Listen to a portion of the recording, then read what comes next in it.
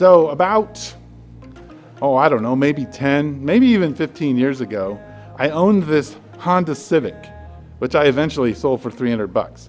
But I owned this Honda Civic. It had no alarm system on it.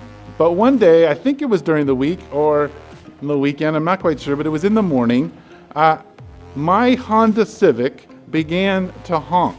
Now, I want to tell you, it had no alarm system on it. So there was only two possibilities if my Honda Civic started honking. That means that it either had become sentient and was trying to talk to me and communicate, or someone was in my car honking the horn. So I walked up, cautiously. I remember Sue and I were like, this is weird. And so I walked up cautiously to our carport, and there my Honda Civic is, and the door is open, and there is an elderly man sitting in the Honda Civic, honking the horn repeatedly. And when he sees me, he said, "Finally, let's go."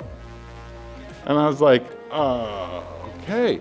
So eventually we helped this elderly man get back to his daughter's house where he had escaped and he had dementia.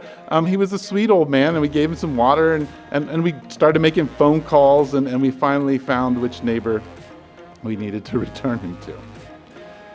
I tell you the story because I want you to think about this idea. I want you to grab hold of this and wrestle with it, and that is that if you are a follower of Jesus, if you choose to follow Jesus, then you will find people in need, and people in need will find you.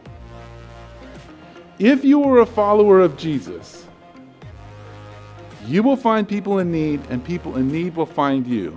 And in those moments, you will have the opportunity to speak with authority in the name of Jesus. And you will see miraculous things happen in the moment and over time. Let me repeat that. If you're a follower of Jesus, you will be found by people in need, and you will find people in need, and you will have an opportunity to speak words of truth in the name of Jesus that will be miraculous in their healing. And they will strengthen people's faith and lead people to Christ.